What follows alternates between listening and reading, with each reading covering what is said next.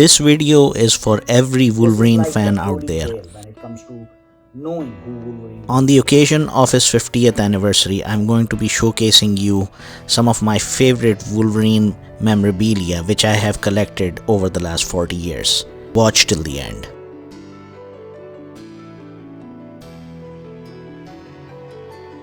For those of you not aware, I am a die-hard fan of Wolverine since the 80s. And for this video, I thought why not give you guys a new look, even if it's for a brief period of time.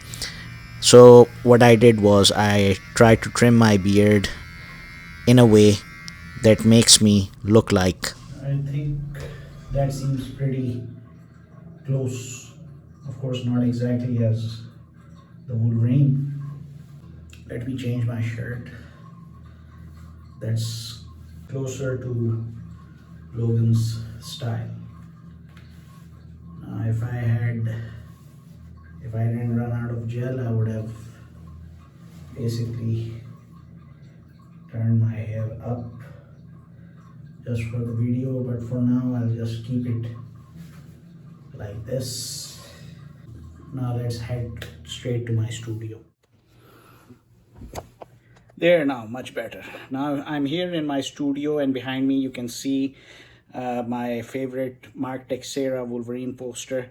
Mark Texeira was huge back in the 90s when it came to X-Books and Ghost Rider. Now, our favorite knucklehead, aka Wolverine or Logan as many call him, has reached the milestone of 50 years, completing 50 years of existence within the Marvel Universe. And in these decades, a lot has happened. From the Incredible Hulk number 180, when the Wolverine, the Weapon X, makes his first ever appearance and fights the Incredible Hulk and Wendigo simultaneously, to the part where we find his live action adaptation done by Hugh Jackman, which is going to be seen in the upcoming Deadpool 3 movie. Let me just change to my usual attire and my usual look. Now that I'm back in my usual look, the more familiar one which you all are accustomed to, I'm going to be taking you through one by one of all my collectibles that I have. As I've said, comics, action figures, and trading cards. So what are we waiting for? Let's go.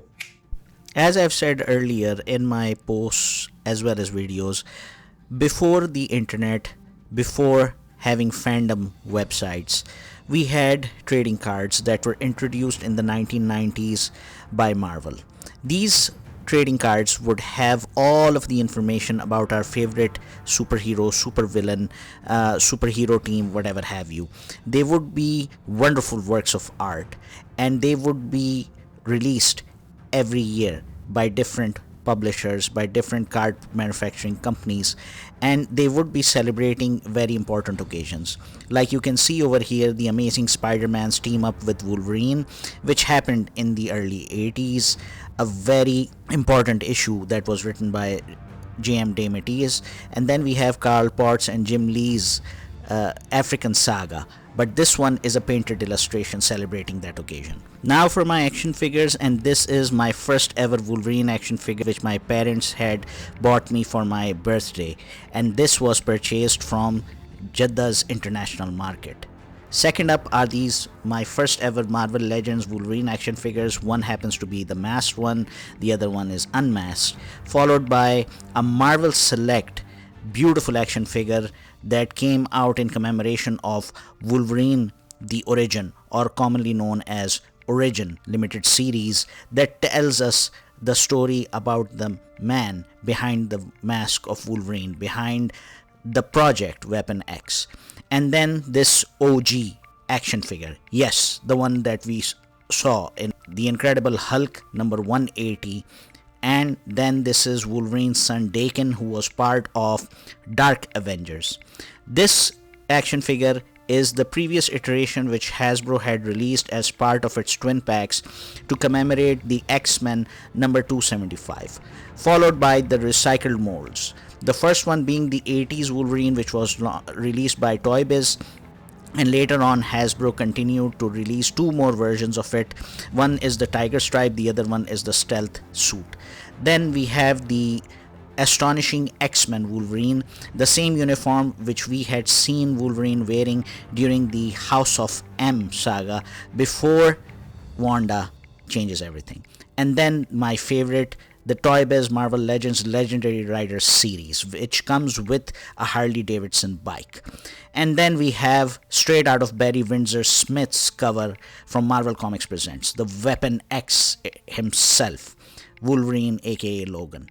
And then we have the Cowboy Logan as part of Marvel's 80th anniversary, which we saw in the 90s, first in Wolverine number 75 and later in subsequent issues that led up to the Onslaught saga. Now, continuing with House of M, this is the Toy Biz but not Marvel Legends Wolverine House of M action figure as was seen in the comic itself. Now, as far as the comics are concerned, there are quite a lot of comics that are, how should I say, milestones on their own with respect to the story of our favorite mutant, our favorite Avenger, our favorite X-Men. And just to take you guys through,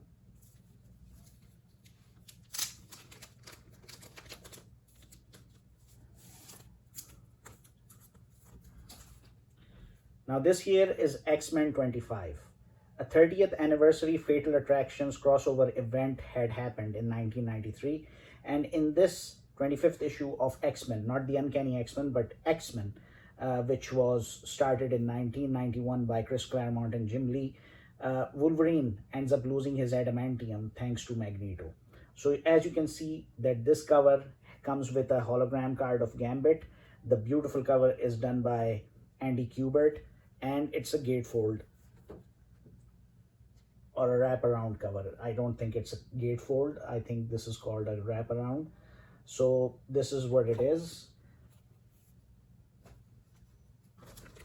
Followed by Wolverine number 75, which was the subsequent issue with a wraparound cover done beautifully by Andy Kubert's elder brother Adam. This is the comic that actually gave us the Cowboy Logan look, which now has been produced into an action figure. Wolverine number 90 is a very special issue. Why? Because this was the issue right before the Age of Apocalypse had started in the 90s. This beautiful cover is a joint effort between Adam Kubert and the Hildebrand brothers. So this too is, I believe, a wraparound cover, yes. Wolverine versus Sabretooth happens to be my all-time favorite vendetta in Marvel. Whenever I feel like reading a comic where I want to see no holds barred type of action, I always go to this comic, Wolverine number 90, one of my favorites. And then we have this issue, which is Wolverine's 100th issue. In this one, Wolverine becomes his savage form thanks to the experimentation of Cable's son, Tyler. Tyler, unlike his father, Cable, ended up being a henchman of Apocalypse, a very vile, evil being who did a tremendous amount of experimentation on Wolverine that would make him lose his sanity, make him become in a complete berserker animal form. And this is the issue where this happened. And this is a holographic cover, as more commonly known as the gimmick covers of the 90s. The famous X-Men number 275 by Chris Claremont and by Jim Lee. And this one is a gatefold cover, beautiful gatefold cover done by Jim Lee, and one of the best stories, X-Men stories ever, that packs a lot of action within it. And of course, Chris Claremont really knows how to tell stories. So this is what it is.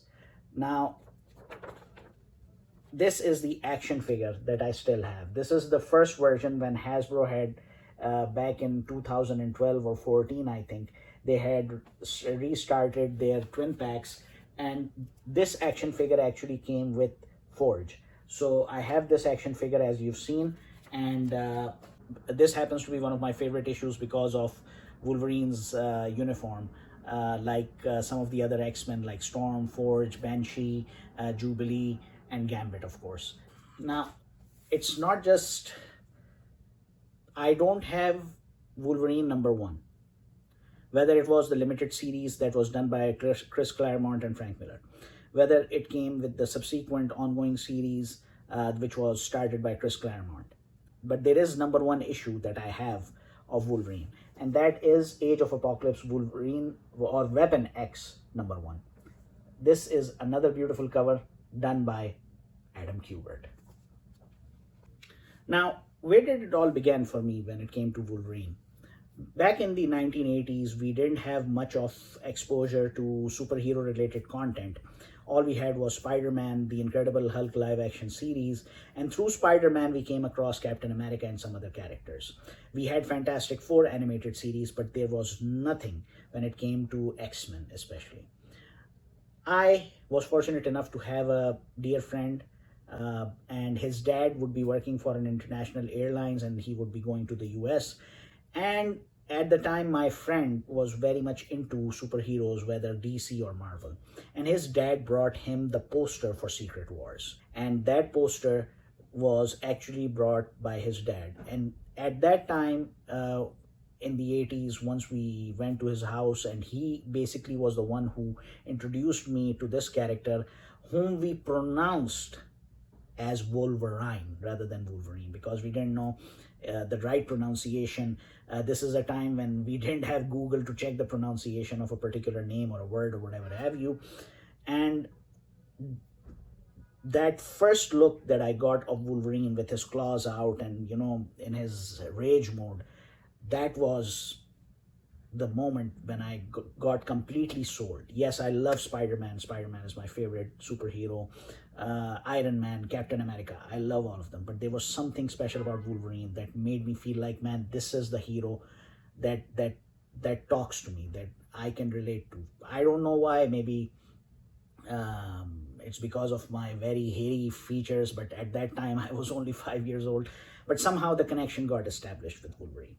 And then it took me like 3 years, because as I have mentioned in my earlier videos, my dad bought me the first batch of comics. I think it was 1983, and from 1983 till 1987 I could not get an X-Men comic. In 1987 that changed, and it was a Wolverine cover.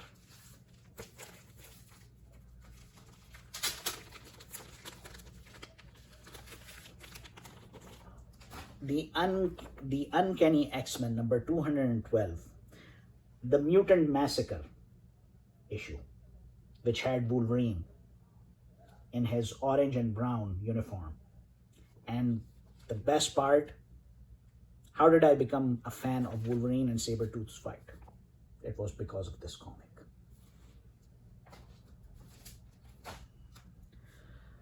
Now, I have another issue which can be considered the #1 issue, but it's not basically recorded as such. This issue, I'm really, really happy that I have it.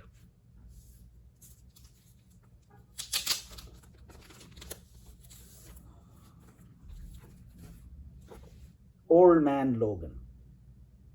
This is Wolverine number 66 from the ongoing series.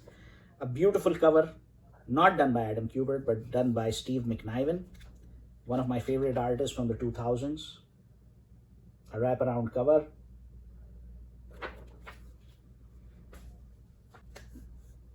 Now what I'm about to tell you or share with you is my prized possession when it comes to Wolverine and when it comes to my entire comic book collection.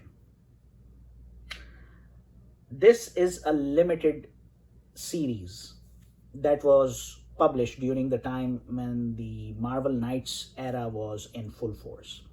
As you might know, that Marvel Knights era started in 1998 and it continued till the mid-2000s. And during that time, a lot of dating projects were undertaken by the team that was led by Joe Quesada and Jimmy Palmiotti. The series that I'm talking to you about is Origin. It is also known as Wolverine, the Origin. But what's the prized possession in this one? Firstly, it's a limited series, just like Chris Claremont and Frank Miller's limited series. And if anyone has those issues, the first copies of those issues, he is one of the luckiest persons on the planet, because you have Chris Claremont as the story writer and you have Frank Miller as the artist. In this case, the origin for Wolverine, but not Weapon X, the person who becomes Wolverine, is told here. The origin story is here. This is like the holy grail when it comes to knowing who Wolverine really is. And his name isn't Logan. His real name isn't Logan. This story tells us who Wolverine it really is. What's his background? Where does his family come from? And this story is written by Paul Jenkins, illustrated by Andy Kubert. All of the entire cover art for this series is done by Joe Quesada. Now what I'm about to show you is going to blow your mind away for good reason. And that is, I have issue number 2, Inner Child, signed by Paul Jenkins and Andy Kubert, and it comes with certificate of authenticity. I got this series back when I was studying in the United Kingdom, and at that time I came across Orbital Comics. They used to be situated in borough of Soho, right next to Tottenham Court Road.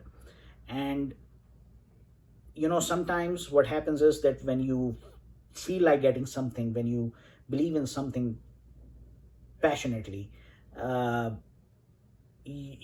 universe just somehow becomes subservient to your passion. And that's exactly what had happened. At that time, while being a student, I used to get some monthly allowance from my dad, but I didn't want to use that monthly allowance for getting an expensive comic book. This issue at the time when I bought it was 90 pounds, which is roughly around 150 US dollars from the exchange rate of 2002, 2003. So, and I didn't want to lose the opportunity of owning this. So me and my childhood friend from Jeddah are in this comic book store, which is Orbital Comics. Now they've moved to a different location, and I don't know if they are still operating or not. But I asked my friend, I said, can you loan me some money so that I can at least pay upfront, just so that the store manager slash owner doesn't sell it to anybody else. And he was really kind enough. I'm still grateful to my childhood friend, my schoolmate, wonderful guy.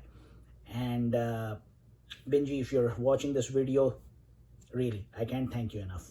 So he was kind enough to loan me at least 150 pounds, and which I paid upfront immediately to Orbital Comics. The guy at the time who was manning the station there was Damian King, a wonderful guy again. And I made a commitment with him. I said, look, I'm giving you this advance amount, keep it with you, but you will not sell this entire series, these entire 6 issues, to anyone, no matter if they pay you 1,000 pounds for the next 6 months. And he was true to his word. He said, don't worry about it. You come after a year, your comic books are going to be safe with me. And immediately what I did was that I took up part-time job as a security guard, because back then we were allowed to have allowed to work on the weekends for part-time work, according to the British Home Office. So I immediately applied for a security guard job on a part-time basis. I made sure that I got the job that paid me the maximum possible per hour rate.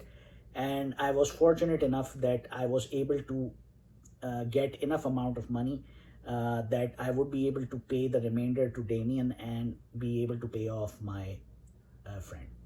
So it took me 3 months, but the wait was worth it. In 3 months' time, I was able to settle all my dues and get all these 6 issues of the Origin limited series. Some other issues I have collected, I think these were published back in 2009 to celebrate Wolverine. I forgot what was the occasion, but these special covers are actually based on the works of famous contemporary artists who are known for their portraits in the world of fine arts. And these covers, because Wolverine happens to be my favorite, I had to collect them. So here they are. This one is actually Miss Marvel number 36. Miss Marvel, not Kamala Khan, but Carol Danvers. In 2009, Carol Danvers was still Miss Marvel, and the cover is a very beautiful painted illustration of Wolverine rescuing Cyclops from the Sentinels. Then we have the Amazing Spider-Man issue with this beautiful illustration of all the Wolverine attire pieces that we have, the mask, the gloves, the claws, and it seems to me a very beautiful work, and I'm fortunate enough that I have this issue. This is Amazing Spider-Man number 592. This is actually Daredevil 116, and this one has a very comic pop kind of a cover, a beautiful cover nevertheless. This is the Hulk, just the Hulk, not the Incredible Hulk, issue number 11, and you can see a beautiful illustration, a caveman type of an illustration where Wolverine can be seen going up against Sabretooth Tiger. So Sabretooth Tiger basically symbolizes his arch nemesis Sabretooth. Now, War Machine number 5. This issue has the cover that pays tribute to what John Buscema had done for Wolverine as part of the Patch Logan storyline and their famous white jacket.